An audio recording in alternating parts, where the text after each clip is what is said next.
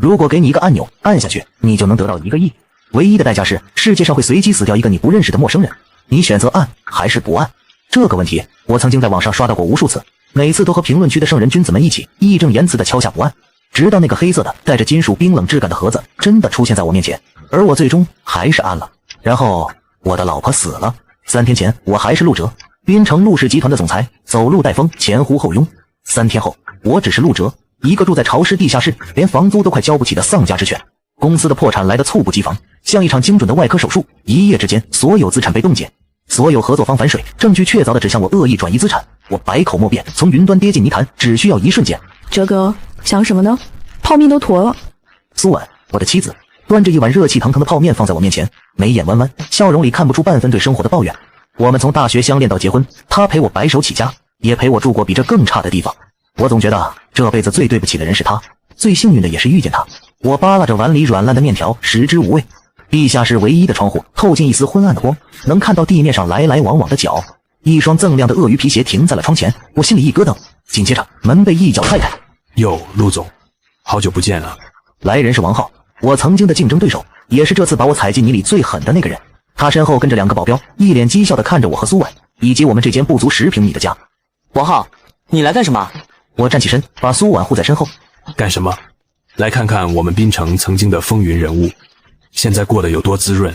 他一脚踢翻了我们赖以生存的小饭桌，泡面汤洒了一地。陆哲，你当初不是很狂吗？现在怎么跟狗一样？我攥紧了拳头，指甲深深嵌进肉里。苏婉拉了拉我的衣角，对我摇了摇头。我知道我不能冲动，我现在什么都没有，拿什么跟他斗？王总，您大人有大量，我们已经这样了，您就高抬贵手，放我们一马吧。我几乎是咬着牙从喉咙里挤出这几个字。放你一马。王浩哈哈大笑，像是听到了天大的笑话。可以啊，跪下来给我把鞋舔干净，我就考虑考虑。屈辱像烧红的铁烙在我的心上。我看着苏婉眼中含泪的哀求，又看看王浩那张嚣张到极致的脸。就在我膝盖微弯准备放弃所有尊严的时候，苏婉突然冲了出去，挡在我面前。王浩，你别太过分了，我们已经一无所有了。王浩的笑容瞬间收敛，眼神变得阴狠。他一把推开苏婉，苏婉踉跄着撞在墙角，额头磕破了，渗出鲜红的血。那一刻，我脑子里最后一根弦断了，我像疯了一样冲上去，却被2个保镖死死按在地上。王浩走过来，用他的鳄鱼皮鞋一下又一下地踩着我的脸。废物！他啐了一口，带着人扬长而去。我趴在冰冷的地上，脸上是血印和血污，嘴里满是铁锈味。苏婉哭着跑过来扶我，声音颤抖：陆哲，你没事吧？我们报警吧。报警？我惨笑着，有用吗？在这个世界上没钱没势，你连呼吸都是错的。苏婉抱着我，哭得撕心裂肺。那天晚上，苏婉细心地给我处理伤口，什么都没说。可我从她闪躲的眼神里看到了一丝我从未见过的东西，是失望还是别的什么？第2天，她一早就说出去找工作。我一个人躺在床上，浑身都疼，但最疼的是心。下午快递员打来电话，说有个我的包裹放在了小区的快递柜。我拖着伤痕累累的身体，取回了一个没有任何寄件人信息的黑色盒子。打开它，里面静静地躺着一个红色的按钮装置，旁边有一张卡片，上面用打印机打着几行字：按下按钮，你将获得1亿元，代价是世界上会随机死掉一个你不认识的陌生人。我嗤笑一声，把盒子扔到角落。又是这种无聊的恶作剧。可当苏婉晚上回来，看到那个盒子捡起来，轻声说：上面有你的名字。看到那个盒子捡起来，轻声说：上面有你的名字。我的心脏漏跳了一拍。接下来的几天，那个黑色的盒子就像潘多拉的魔盒，静静地躺在角落，散发着无声的诱惑。我没再碰它，苏我完也没有。我们之间形成了一种诡异的默契，谁也不提。生活依旧在泥潭里挣扎。苏婉每天早出晚归，说是找工作，但每次回来都是一脸疲惫，眼神闪烁。我问他工作找得怎么样，他总是含糊其辞。直到那天我出去买最便宜的馒头，路过街角，看到一辆刺眼的兰博基尼停在路边，车门打开，苏婉从车上下来，开车的是一个50多岁、头发稀疏的男人。他亲昵地帮苏婉理了理头发，苏婉没有躲闪，反而对他笑了笑，那个笑容刺得我眼睛生疼。我躲在电线杆后面，浑身冰冷，血液像是凝固了。苏婉回来的时候哼着歌，心情似乎很好。她换下衣服，我看到她白皙的脖颈上有一枚清晰的刺目的吻痕。她所谓的找工作就是找这个。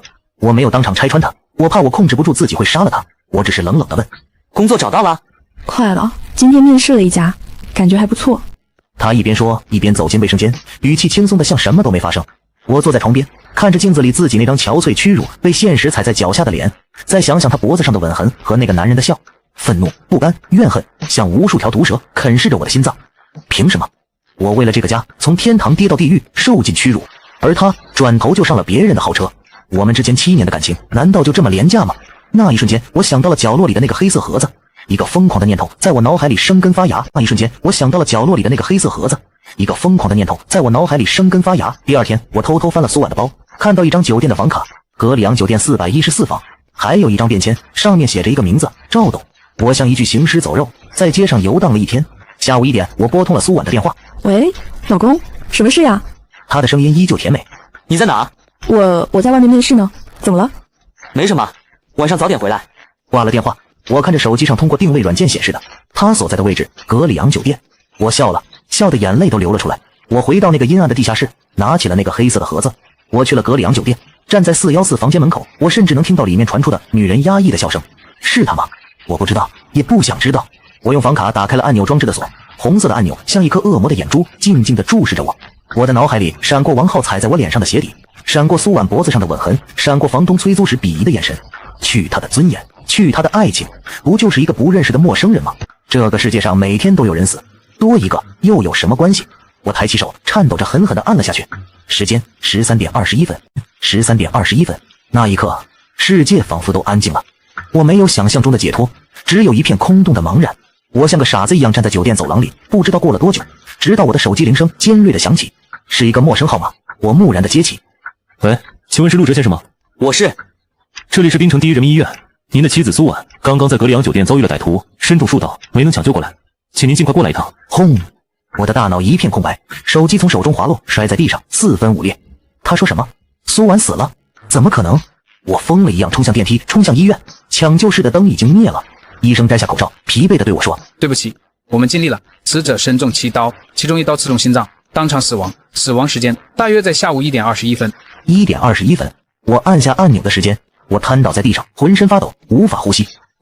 不可能，这只是巧合。可世界上哪有这么巧合的事？我杀了他，我亲手杀了我最爱的妻子。就在我濒临崩溃的时候，手机的备用机响了，是一个保险公司的电话，是一个保险公司的电话。陆哲先生您好，我们是平安人寿，您的妻子苏婉女士在1个月前曾为自己购买了一份价值1亿元的人寿保险，受益人是您，请您准备好相关资料，前来办理理赔手续。1亿元，不多不少，正好1个亿。我握着手机，看着太平间里那张苍白而熟悉的脸，突然放声大笑，笑声凄厉，在空旷的走廊里回荡，像一头绝望的野兽。我赢了，我得到了1亿元，我成了杀死自己妻子的凶手。苏婉的死被警方定性为恶性杀人案。酒店的监控在那段时间恰好故障，没有拍到任何有用的画面。和他在一起的那个赵董也仿佛人间蒸发，查无此人。而我作为巨额保险的唯一受益人，成了警方的头号怀疑对象。负责案子的张警官是一个40多岁的老警察，眼神像鹰一样锐利。陆先生，你妻子遇害的时候，你在哪里？我在家。我撒了谎，我不能说我去了酒店，更不能说我按下了那个该死的按钮。有人能证明吗？没有，我一个人在家。张警官盯着我，似乎想从我的脸上看出些什么。陆先生，1个亿的保险，你妻子投保的时候，你知道吗？不知道。这也是实话。苏婉什么时候买了这么大额的保险？我毫不知情。你妻子最近有没有什么异常？异常？我想起那辆兰博基尼。妻子最近有没有什么异常？异常？我想起那辆兰博基尼，想起那个吻痕，想起他闪烁的眼神。没有。我摇了摇头，把这些都咽了回去。人已经死了，再去说这些还有什么意义？只会让他死后还背上不忠的骂名。张警官没有再问下去，只是让我保持手机畅通，随时配合调查。我浑浑噩噩地处理完苏婉的后事。葬礼那天，天上下着小雨，来的人不多，只有我和苏婉的几个大学同学。他的父母在他很小的时候就出车祸去世了，他是在叔叔家长大的。我联系了他的叔叔，对方只是冷漠地说知道了，人却没来。我捧着苏婉的黑白照片，照片上的他笑得那么甜，那么天真。可就是这个我以为我最了解的人，却给我留下了一个又一个谜团。回到空无一人的地下室，我找到了那个黑色的盒子，我用锤子砸开了它，里面空空如也，没有芯片，没有线路，什么都没有，就是一个普普通通的塑料壳子。一个空壳子怎么可能杀人？这根本不科学。难道一切真的只是巧合？就在我自我安慰的时候，一个陌生的号码打了进来。我接起电话，听筒里传来一个经过处理的分不清男女的电子合成音。恭喜您，陆哲先生重获财富。我的血液瞬间凝固了，我的血液瞬间凝固了。你是谁？我们是谁不重要，重要的是您对这笔交易还满意吗？我妻子苏婉的死是你们干的。我嘶吼着。我们只是遵守了游戏规则，按下按钮，一个陌生人死亡。对您来说，苏婉女士真的是您认识的那个人吗？你什么意思啊？好好用这笔钱吧，陆先生。对了，友情提示，不要试图调查我们，否则下一个死的可能就是你认识的人了。电话被挂断了，我呆立在原地，冷汗浸透了后背。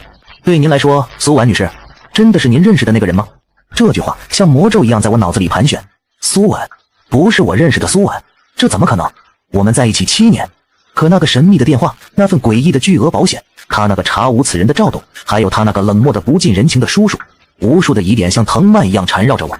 我必须查清楚，我不能让苏婉死得不明不白，更不能让自己背负着一个杀人凶手的罪名，活在一个巨大的谎言里。我用保险公司预付的一笔钱，找了滨城最好的私家侦探老 K。我只有一个要求，查苏婉，查他的一切。钱找了滨城最好的私家侦探老 K。我只有一个要求，查苏婉，查他的一切。从出生到现在，任何蛛丝马迹都不要放过。老 K 的效率很高，3天后，他给了我第一份资料。陆先生，你妻子的身份有点问题。老 K 的表情很凝重，她的履历太干净了，就像是被人精心设计好的一样，从小学到大学，所有资料都天衣无缝。但是我查了他叔叔曹文亮，发现他根本没有一个叫苏婉的侄女，他只有一个儿子，常年在外地。什么？我如遭雷击，那苏婉是谁？我还在查，但有个更有趣的发现。老 K 递给我一张泛黄的旧照片，这是我从江市一个老户籍警那里弄来的，你看看照片上这个女孩。照片上是一个扎着马尾的清秀女孩，眉眼之间和苏婉有7、8分相似。她叫李小燕，江市人，7年前在一场车祸中意外身亡。巧合的是，和她一起出事的还有她的男朋友陈宇。李小燕，我喃喃地念着这个陌生的名字。7年前，正好是我和苏婉在大学里认识的那一年。一个死了7年的人，为什么会和我的妻子长得如此相像？一个巨大的谜团在我面前缓缓展开的人，为什么会和我的妻子长得如此相像？一个巨大的谜团在我面前缓缓展开。我立刻动身前往江市，那是一个南方的小城，潮湿安静。根据老 K 给的地址，我找到了李小燕曾经的家。那是一片老旧的居民区，红砖墙上爬满了青苔。开门的是一位头发花白的老太太，她是李小燕的邻居。我谎称是李小燕的大学同学来祭拜她。小燕啊，老太太叹了口气，眼神浑浊。可怜的姑娘，命苦啊！小小年纪，爸妈就没了，跟着奶奶过。人聪明也漂亮，就是后来学坏了。学坏了？是啊，高中的时候认识了一些不三不四的人，后来考上大学去了滨城，就很少回来了。听说在外面骗人钱呢。骗人钱？我的心沉了下去。老太太的话证实了我的猜测，苏婉很可能就是李小燕。她伪造了身份来到了滨城，然后认识了我。那她男朋友陈宇呢？我试探着问。小雨呀，也是个好孩子，就是太痴情了。老太太摇了摇头。当初小燕说要去滨城上大学，小雨二话不说也跟了过去，后来就一起出事儿了。告别了老太太，我心里五味杂陈。如果苏婉就是李小燕，那她接近我是为了什么？接近我是为了什么？骗钱？可我们结婚7年，她从未对我提过任何过分的要求，甚至在我破产后依旧不离不弃，这说不通。我又找到了当年处理那起车祸的交警，时隔7年，他已经记不太清了。我花了一些钱，他才勉强从档案室里翻出了当年的卷宗。卷宗里写着事发路段监控损坏，肇事车辆逃逸，案件最终成了悬案。李小燕和陈宇当场死亡，尸体都已经火化了。线索到这里似乎又断了。就在我准备离开江市的时候，老 K 打来了电话。陆先生，我查到了一点关于陈宇的线索，他的母亲还在世，叫冯秀莲，就住在江市，而且他最近的资金流水非常不正常，有好几笔上千万的巨款从海外账户转入，然后迅速通过一个叫明月投资的公司洗白。最关键的是，这家公司最近正在滨城收购一处别墅。明月投资？我皱起了眉，我好像听过。没错，就是搞垮你公司的几家投资公司之一。我的大脑嗡的一声，搞垮我公司的和陈宇的母亲有关，这一切难道不是意外？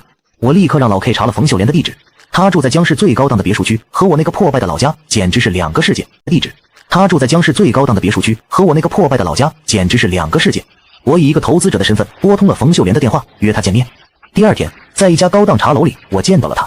她看起来50多岁，保养得很好，穿着一身名牌，气质雍容华贵，完全不像一个失去独子的悲伤母亲。陆先生，久仰。她微笑着，眼神却像淬了毒的刀子，在我身上来回打量。冯总客气了。我强压住内心的波涛汹涌，和她周旋。听说贵公司最近在滨城有大动作。小打小闹罢了。她轻描淡写地说：“我只是想为我儿子讨回一点公道。”讨回公道？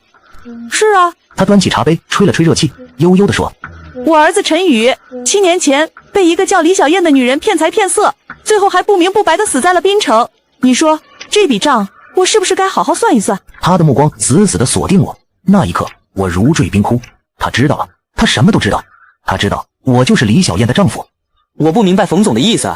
我故作镇定。不明白。他冷笑一声，从包里拿出一沓照片，摔在我面前。照片上是苏婉。冷笑一声，从包里拿出一沓照片，摔在我面前。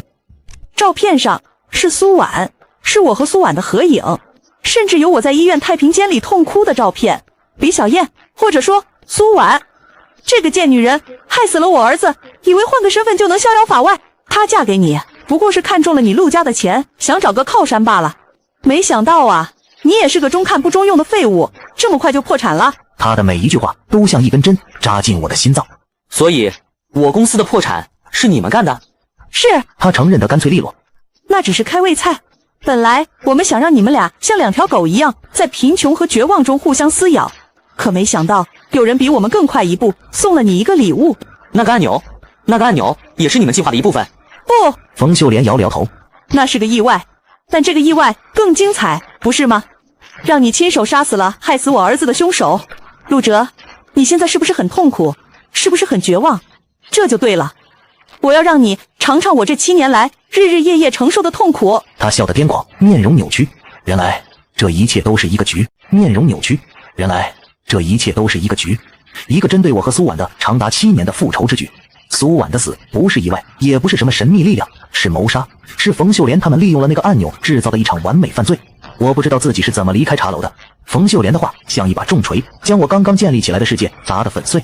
苏婉是骗子，她接近我是为了钱，我的公司破产是冯秀莲的报复，就连我按下按钮都在她的算计之中，或者说是她乐于见到的一个惊喜。我成了一个彻头彻尾的笑话，愤怒、屈辱、悲伤，种种情绪交织在一起，几乎将我吞噬。但我知道我不能倒下。冯秀莲以为她赢了，她以为我会被击垮，她错了。她越想让我痛苦，我就越要活下去，并且要亲手把她送进地狱。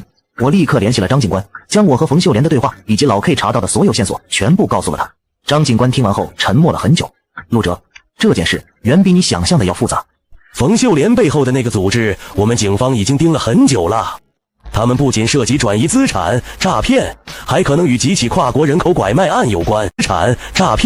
还可能与几起跨国人口拐卖案有关。苏婉，或者说李小燕，很可能曾经就是这个组织的成员，甚至是受害者。人口拐卖？我愣住了。是的，我们怀疑李小燕当年也是被拐卖的受害者之一，后来被组织控制，被迫参与诈骗活动。她和陈宇的死也疑点重重，很可能是组织内部的灭口。她后来化名苏婉接近你，或许是想脱离组织，寻找新的生活，但最终还是没有逃出他们的手掌。张警官的话让我的心狠狠地揪了一下。我一直以为的背叛，背后竟然隐藏着这样残酷的真相。那个我以为的骗子，可能只是一个拼命想抓住一根救命稻草的可怜人，而我却在他最需要我的时候，因为误会和愤怒，亲手将他推向了深渊。陆哲，你愿意配合我们吗？张警官的声音将我拉回现实。冯秀莲现在已经把你当成了目标，这是我们的机会，我们需要你当诱饵。我愿意，我没有任何犹豫，这不仅仅是为了给苏婉报仇，也是为了我自己的救赎。我没有任何犹豫，这不仅仅是为了给苏婉报仇，也是为了我自己的救赎。接下来的几天，我和警方制定了一个详细的计划。我回到槟城，高调的去保险公司领取了那1个亿的赔偿金。我买豪车，住总统套房，混迹于各种高端酒会，刻意营造出一种报复后忘乎所以的假象。我知道冯秀莲的眼睛一定在某个角落里盯着我。果然，没过多久，一个自称是明月投资的经理人联系上了我，说冯总很欣赏我，想邀请我加入他们的一个稳赚不赔的投资项目。鱼上钩了，我假装被巨额回报冲昏了头脑，爽快地答应了。签约地点定在槟城郊外的一处废弃工厂。我知道那是一场鸿门宴。我按照警方的指示，在衣服上装了微型摄像头和定位器。林夕，我大学时的好友，也是我破产后唯一还愿意帮助我的人，作为我的商业顾问，陪我一同前往。她其实是警方派来的女警官。车开到工厂附近，我能清晰地感觉到周围的空气都变得紧张起来。陆哲，怕吗？林夕问我。怕，我坦诚道，但我更想知道真相。我们走进工厂，里面灯火通明，冯秀莲就坐在正中央，看到我，她笑了。陆先生，你比我想象的更有魄力。冯总过奖了，钱我已经准备好了，合同呢？钱我已经准备好了，合同呢？我直奔主题。合同不急。冯秀莲拍了拍手，工厂的几个出口瞬间涌出10几个手持棍棒的壮汉，将我们团团围住。陆哲，你是不是以为我真的会蠢到跟你合作？冯秀莲的笑容变得狰狞。你毁了我唯一的希望，我也要让你尝尝什么叫绝望。他看向林夕。还有你，小姑娘，别以为我不知道你是警察。今天你们两个谁也别想活着离开这里。情况比我们预想的还要糟糕，他竟然识破了林夕的身份。就在这千钧一发之际，我突然笑了。冯总，你以为你真的赢了吗？我从口袋里拿出了一个东西，那个红色的按钮，当然这是警方仿制的道具。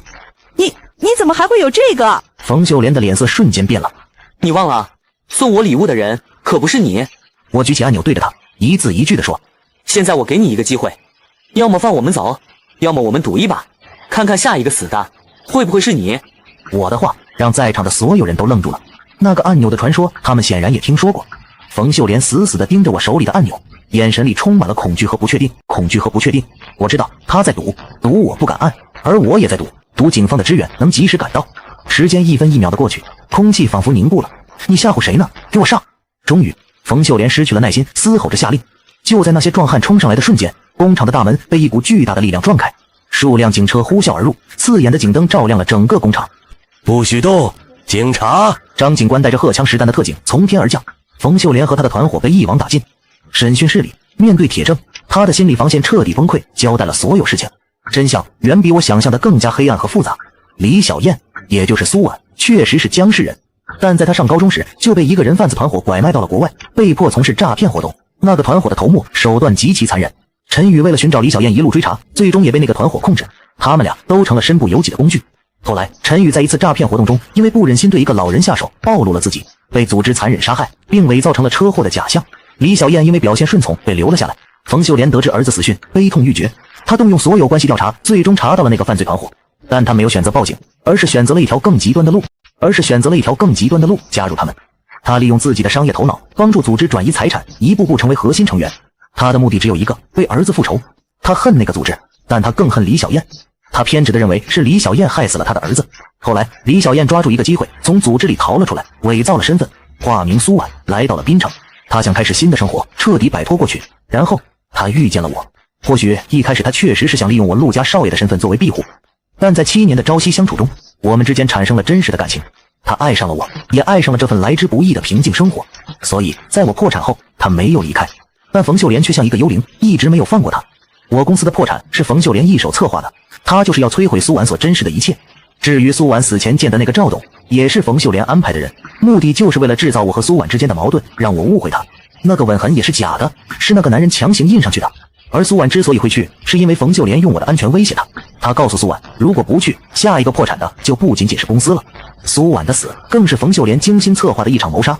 她算准了时间，在我按下按钮的那一刻，派人动手去杀苏婉，为的就是让我承受亲手杀死妻子的痛苦，让我永远活在愧疚和自责的地狱里。她成功了。从某种意义上说，她的复仇完美无缺。听完张警官的叙述，我沉默了很久。原来我所以为的背叛，是他为了保护我的牺牲。原来在我最绝望、最怨恨他的时候，他正在独自承受着比我更大的恐惧和痛苦。我这个自以为是的傻瓜。那个按钮和那个神秘电话到底是怎么回事？我问出了最后一个问题。按钮是空的，只是一个心理学道具。那个犯罪团伙有一个专门研究人性的心理学专家，他们会挑选像你这样在人生低谷急需用钱又充满怨恨的人作为目标，通过各种渠道让你相信这个按钮的魔力，然后再推你一把，让你按下它。张警官解释道。至于那个电话也是他们打的，目的就是为了让你相信背后有一个无所不能的神秘组织，让你不敢报警，不敢深究，只能在他们设定好的剧本里一步步走向崩溃。一切都明了了，没有什么超自然的力量，有的只是险恶的人心和一场精心设计的骗局。我走出警局，天已经亮了。一场大雨过后，天空被洗得湛蓝，阳光刺眼。林夕站在门口等我。都结束了？他说。是啊，都结束了。我抬头看着天空，深深地吸了一口气。空气里有雨后青草的味道。那1个亿的保险金我一分没动，以苏婉和我的名义全部捐给了反拐卖妇女儿童基金会。我回到了那个地下室，收拾好我和苏婉所有的东西。在他的一个旧笔记本里，我发现了一行字，是他很久以前写的。如果人生可以重来，我希望第一次遇见你的时候，我叫李小燕，是一个干干净净可以站在阳光下的女孩子。我的眼泪终于忍不住掉了下来。对不起，苏婉，不，对不起，小燕，如果有来生，换我来找。